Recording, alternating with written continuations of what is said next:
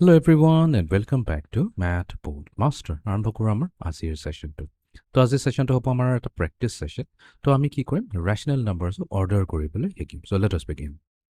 Question number 1. Match the numbers with the correct level. তো ইয়াতে আমাক কৈছে কেইটামান নাম্বাৰ দিছে 3/9, 1/7, 0.2. এতিয়া আমাক লেবেল কৰিব দিছে। লেবেল কৰা মিনিংটো এইটো হয় A কোনটো হ'ব। ইয়াতে কিন্তু এটা জাম্বল হৈ আছে A 3/9 নহয় A কিন্তু যিকোনো এটা নাম্বাৰ হ'ব পাৰে 1/7 হ'ব পাৰে 0.2 হ'ব পাৰে 3/9 হ'ব সেইটো আমি একচুৱেলি মেচ কৰিব লাগিব তো এইটো নাম্বাৰ লাইন চাই পেলাইহে আমি ক'ব পাৰিম অ'কে তো ইয়াতে এটা প্ৰব্লেম আছে আমাক যোনকেইটা নাম্বাৰ দিয়া গৈছে 3/9 1/7 0.2 আমি যদি দেখোঁ গোটেইকেইটাৰ ডিনমিনেটৰ ছেকেণ্ড থাৰ্ড নম্বৰটোতো ইয়াতে 0.2টো ষ্টেণ্ডাৰ্ড ফৰ্মতে নাই তো আমি এটা কাম কৰোঁ গোটেইকেইটাকে ষ্টেণ্ডাৰ্ড ফৰ্মত লিখিবলৈ চেষ্টা কৰোঁ 3/9টো ষ্টেণ্ডাৰ্ড ফৰ্মত আছেনে নাই কাৰণ ডিনমিনেটৰটোতো পজিটিভ বা 3 and 9ৰ মাজত কমন ফেক্টৰ কি আছে 3 আছে তো আমি এইটো কি কৰিম 3ৰে ডিভাইড কৰিম এইটোকো 3ৰে ডিভাইড কৰিম তো আমাৰ তাত কি থাকিল 1/3 থাকিল তো এইটো 3/9 কি হৈ গ'ল ইয়াৰ ষ্টেণ্ডাৰ্ড ফৰ্মটো হৈ গ'ল 1/3 1/7ৰ কেছত কোনো প্ৰব্লেম নাই 1/7ৰ কেছত ঠিকে আছে 0.2 এতিয়া 0.2টো আমি এনেকুৱাকৈ লিখিব পাৰোঁ 2 divided by 10 2ক যদি আমি 10ৰে ডিভাইড কৰোঁ আমি 0/0.2 পাওঁ বাট এগেইন এইটো ষ্টেণ্ডাৰ্ড ফৰ্মত নাই ডিনমিনেটৰ পজিটিভ আছে বাট 2 and 10ৰ মাজত কমন ফেক্টৰ আছে 2 তো ইয়াৰ চিম্প্লিফাইড ফৰ্মটো হৈ যাব 1/5 চ' এতিয়া কথা হৈ গ'ল যে ইয়াতে আমি পালোঁ তিনিটা নম্বৰ 1/3 1/7 and 1/5 এতিয়া কথাটো হ'ল কোনখিনিত থাকিব 1/3 কোনখিনিত থাকিব 1/7 আৰু কোনখিনিত থাকিব 1/5 এটা বস্তুটো আমি ইয়াতে ক'বই পাৰিম যে A চবতকৈ সৰু হয় এতকৈ ডাঙৰ হৈছে বি আৰু বিতকৈ ডাঙৰ হৈছে চি এই ফিগাৰটো চালে আমি গম পাৰোঁ তো এতিয়া যদি আমি এই তিনিটাৰ পৰাই যদি আমি ক'ব পাৰোঁ 1/3 1/7 1/5 কোনটো স্মলেষ্ট হয় আৰু কোনটো গ্ৰেটেষ্ট হয় তেতিয়া আমি এ কোনটো হয় বি কোনটো হয় চি কোনটো আমি ইজিলি ওলাব পাৰিম এতিয়া আমি কম্পেয়াৰ কৰিবৰ কাৰণে আমি কি কৰিম তিনিটাৰে ডিনমিনেটৰ ছেম টু ছেম বনাব চেষ্টা কৰিম এইটো হৈছে 3 এইটো হৈছে 7 এইটো হৈছে 5 তো তাৰ কাৰণে আমি ল'ম LCM তো LCM of 3, 7 and 5 কি হ'ব এতিয়া 3, 7 and 5ৰ মাজততো কমন ফেক্টৰ অনলি 1 আছে সেইকাৰণে আমি কি কৰিম তিনিটাকে মাল্টিপ্লাই কৰি দিম তো এতিয়া 3 into 7 হৈ গ'ল 21 21 into 5 তো তাৰমানে এইটো হৈ গ'ল আমাৰ 5105 কমন ডিনমিনেটৰ হ'ব 105 তো এতিয়া 103 এইটোক আমি কি কৰিম ইয়াৰ ডিনমিনেটৰটোক আমি 105 বনাবলৈ চেষ্টা কৰিম তো 3 লগত কাক মাল্টিপ্লাই কৰিলে আমি 105 পাম 35 into 3 যদি কৰোঁ 105 তাৰমানে নিউমাৰেটৰ 1ৰ লগত আমি 35 মাল্টিপ্লাই কৰিব লাগিব এইখিনিতো একেবাৰে চিম্পল কেলকুলেশ্যন হয় অ'কে নেক্সট আছে আমাৰ 1/7 এতিয়া 1/7ৰ ডিনমিনেটৰটোক আমি 105 কৰিব বিচাৰিছোঁ এইটো ইয়াৰ পৰা চালেই হ'ল এই তিনিটাৰেতো মাল্টিপ্লাই আছে 105 7 অলৰেডি আছে তো 7ৰ লগত 3 into 5 15 মাল্টিপ্লাই কৰিব লাগিব তো 7 into 15 কৰিলে 105 আহিব তো 1ৰ লগত আমি 15 মাল্টিপ্লাই কৰিম অ'কে এইটো হৈ গ'ল নেক্সট আমাৰ আছে 1/5 তো আমি কি কৰিম ইয়াৰ ডিনমিনেটৰটো 105 বনাবলৈ কাৰণে আমি 21ৰ লগত মাল্টিপ্লাই কৰিব লাগিব 5ক তো তাৰমানে নিউমাৰেটৰো হৈ যাব 21 তো এতিয়া চবতকৈ সৰু নম্বৰ কি হৈছে 15/105 15/105 চবতকৈ সৰু আছে তো তাৰমানে এইটোৱে হ'ব লাগিব A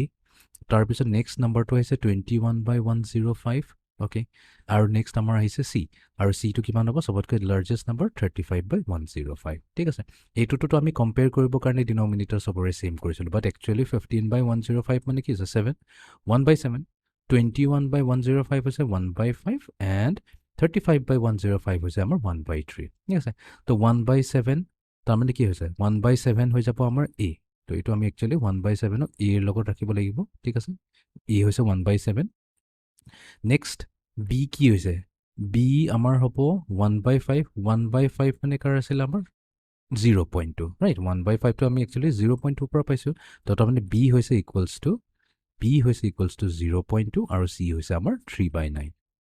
অ'কে তো এনেকুৱাকৈ আমি কি কৰিলোঁ মেটচ কৰিলোঁ এতিয়া আমি যাওঁ নেক্সট কুৱেশ্যনটো লৈ okay which of the following numbers are less than or equals to 1.75 ইয়াতে আমাক কেইটামান নাম্বাৰ দিছে আৰু আমাক সুধিছে কোনকেইটা নাম্বাৰ 1.75তকৈ সৰু হয় আৰু 1.75ৰ ইকুৱেলো হ'ব পাৰে কোনো প্ৰব্লেম নাই অ'কে এতিয়া 4/11 আছে এইটো একচুৱেলি কি আছে 1 প্লাছ 4/11 ঠিক আছে এতিয়া 4/11 তাৰমানে কি হৈছে 4ক আমি যদি 11ৰে ডিভাইড কৰোঁ তো 4 যিহেতু 11তকৈ সৰু তো আমি এটা ডেচিমেল পইণ্ট লৈ লওঁ তো এইটো হৈ যাব 40 তো 11 এইটো কি হৈ যাব 11 টাইমছ 3 হৈ যাব 33 7 আহি গ'ল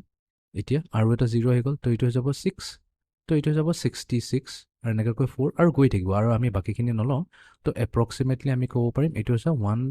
প্লাছ 0.36 দুইটাক যদি কম্বাইন কৰি দিওঁ আমি কি পাম 1.36 তো তাৰমানে 4/11 হৈছে 1.36 এইটো 1.75তকৈ সৰু হ'লনে নাই yes this is less than 1.75 option A is correct 1.6 তো এইটো দেখাই পাইছে 1.6 মানে হৈছে 1 plus 0.6 আৰু 1.75 মানে হৈছে 1 plus 0.75 এতিয়া 1 and 1 to same আছে কোনো প্ৰবলেম নাই এই দুটাৰ মাজত যদি আমি কম্পেয়াৰ কৰোঁ তো 0.60 ডাঙৰ হ'ব নে 0.75 ডাঙৰ হ'ব ডেফিনেটলি 0.75 ডাঙৰ হয় তো তাৰমানে 1.6 আমাৰ কি হ'ব 1.75তকৈ সৰু হয় এতিয়া 7/4 লৈ যাওঁ এইটো আমি ডাইৰেক্টলি কি কৰিম 7ক 4ৰে ডিভাইড কৰি দিম চ' 4 times 1 হৈ গ'ল 4 মাইনাছ কৰিলে আমাৰ 3 0 আহি গ'ল তো 4 7 যা 28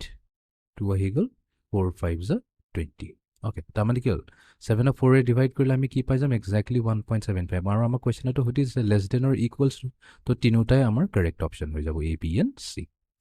অ'কে এতিয়া আমি যাওঁ নেক্সট কুৱেশ্যনটোলৈ order the following number from least to greatest so' চবতকৈ সৰুৰ পৰা চবতকৈ ডাঙৰটোলৈ লৈ যাব দিছে অ'কে তো এটা কাম কৰোঁ 1/3টোক আমি এনেকুৱাকৈ লিখিব পাৰোঁ 1 plus 1/3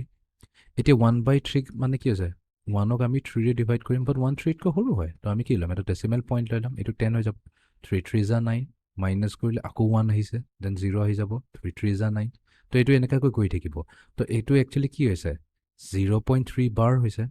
তাৰমানে 1 plus 0.3 বাৰ এই 0ৰ লগতে 1 এড হৈ যাব এইটো হৈছে 1.3 বাৰ তো এইটোক আমি লিখিলোঁ 1.33 ঠিক আছে এপ্ৰক্সিমেটলি 1.33 বাকীখিনি লিখাম 1.27 100ৰে ডিভাইড কৰিলে কি পাম 1.27 পাম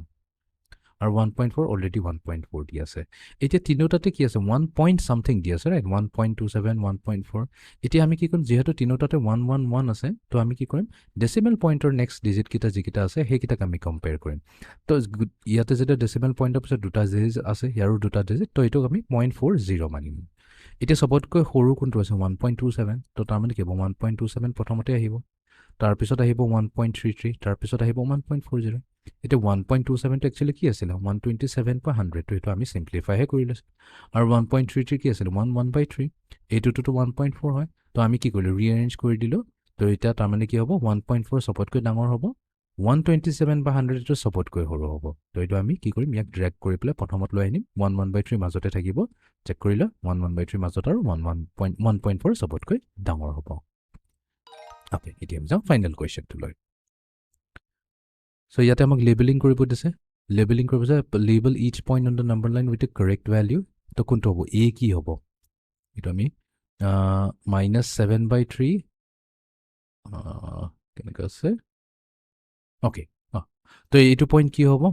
এই তিনিটাৰ ভিতৰত কোনটো হ'ব এইটো আমি ইয়াতে ভেৰিফাই কৰিব লাগিব অ'কে তো তাৰ মানে এতিয়াতো এটা বস্তু আমি গম পাইছোঁ এইফাললৈ যিমান যাম আমাৰ সিমান বেছি নেগেটিভ নাম্বাৰ আহিব তাৰ মানে আমাৰ একচুৱেলি কি -3/2 মানে এইখিনিত ক'তবা আছে আমাৰ -2/2 এইখিনিত আছে -1/2 আৰু এইখিনিত ক'তবা আছে আমাৰ 0 তাৰমানে এইখিনি গোটেই নেগেটিভ নাম্বাৰৰ কথা হৈছে তো এতিয়া আমি কি কৰিব লাগিব চবতকৈ সৰু নেগেটিভ নাম্বাৰ হ'ব এ আৰু চবতকৈ ডাঙৰ নেগেটিভ নাম্বাৰ হ'ব চি অ'কে ঠিক আছে -7/3টো কি 7ক যদি আমি 3ৰে ডিভাইড কৰোঁ 3 2 যা 6 7 - 6 1 হৈ গ'ল ডেচিমেল পইণ্ট এটা দি দিওঁ এইটো হৈ যাব 10 3 3 যা 9 মাইনাছ কৰিলে আমাৰ 1 আকৌ 0 হৈ গ'ল তো এইটো 2.333 এনেকৈ কৈ যাব তাৰমানে এইটো হৈছে -2.3 3 যাব বাট মানি আমি চিম্পলি -2.3 লৈছোঁ কমা -2 5/8 আছে তো -2টো থাকক এতিয়া 5/8 মানে কি হৈ যাব 5/8 মানে 5ক আমি 8ৰে ডিভাইড কৰিছোঁ তো এইটোতো কি আছে 5 to 8তকৈ সৰু ডেচিমেল পইণ্ট এটা লৈ এইটো হৈ যাব 50 তো 8 6 যা 48 22 আহি গ'ল তো এইফালে 20 হ'ব 8 2 যা 16 তো 4 8 5 যা 40 0.625 বাট আমি এপ্ৰক্সিমেটলি 0.63 লৈ লওঁ আৰু এইটো আছে -2.9 অ'কে তো এতিয়া চবতকৈ সৰু নাম্বাৰটো কি হ'ব -2.9 তো তাৰমানে এ হৈ যাব -2.9 তেনেহ'লে নেক্সট বি হ'ব কোনটো বি ইহঁতৰ মাজৰ নাম্বাৰটো হ'ব যোনটো হৈছে আমাৰ -2.63 বাট -2.63 একচুৱেলি কি হৈছে -25/8 -25/8 এণ্ড দেন আমাৰ চি ভেল্যু কি হৈ যাব -2.3 এইটো একচুৱেলি চবতকৈ লাৰ্জেষ্ট নাম্বাৰ হৈ যাব তো এতিয়া আমি এইটো নোট কৰি যাওঁ এ হৈছে -2.9 A হৈছে আমাৰ -2.9, B হৈছে আমাৰ কি পাইছিলোঁ আমি B পাইছোঁ -25/8 -25/8 and C হৈছে আমাৰ C পাইছিলোঁ আমি -2.3 মাইনাছ কোনটো আছিলে আমাৰ C ভেলু -2.3 মানে -7/3 -7/3 হৈছে চবতকৈ লাৰ্জেষ্ট নাম্বাৰ -7/3 অ'কে তো এনেকুৱাকৈ আমি কি কৰিব পাৰোঁ আমাৰ ৰেচনেল নাম্বাৰছখিনিক অৰ্ডাৰ কৰিব পাৰোঁ চ' এইটো আছিল আমাৰ আজিৰ ছেশ্যনটো see you in the next session thank U